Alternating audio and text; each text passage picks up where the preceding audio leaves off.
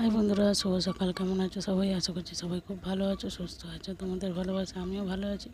তো চলে এলাম আরও একটা ভিডিও নিয়ে। কেমন আছো সবাই? আশা করবো সবাই খুব ভালো আছো। আর এতটা অতিরিক্ত পরিমাণে গরম পড়েছে, তো তোমাদের ওখানে গরমটা কীরকম পড়েছে আমি জানি না।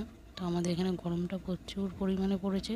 আর এই কদিন তো দু তিন দিন আগে খুব বৃষ্টি হয়েছে, দু একদিন আগে।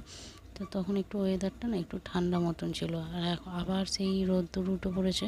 তো সেই রোদ দেখে আবার ভয় লাগছে, মানে এতটা পরিমাণে রোদ উঠেছে যে মানে এই আমাদের যে ঘরটায় অ্যাডবেস্টারের চাল, তো এতটা পরিমাণে নিচু যে দুপুরবেলা হলে না একদম ঘরে যেন টেকা যায় না, এত গরম লাগে।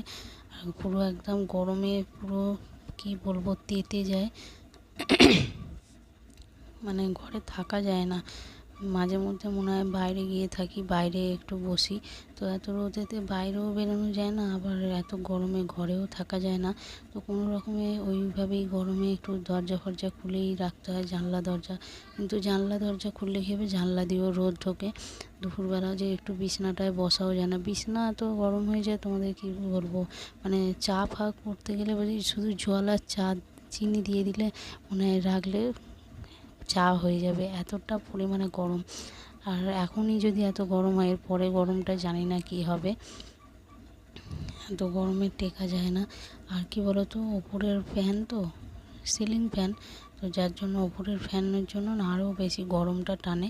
আর এটা যদি টেবিল ফ্যান হতো, স্ট্যান্ড ফ্যান হতো, তাহলে অতটা গরমটা টানতো না, একটু মানে গরমটা একটু রেহাই পেতাম।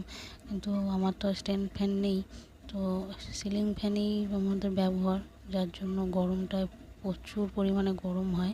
তবে এইখানটা এরকম গরম লাগে, কিন্তু আমার শ্বশুরবাড়িটা না একদমই গরমটা বলতে গেলে কমই লাগে, খুব কম লাগে। খুব গরমের সময় তো গরমটা কম লাগে, যেহেতু বাঁশ বাগানে একটু হাওয়া চালায়, আর পুকুর তো পুকুরের একটু হাওয়া চালায়, যার জন্য মানে গরমটা বোঝা যায় না। তো যাই হোক, আজকে ভিডিওটা কেমন লাগলো অবশ্যই কমেন্টের মাধ্যমে জানাতে ভুলবে না।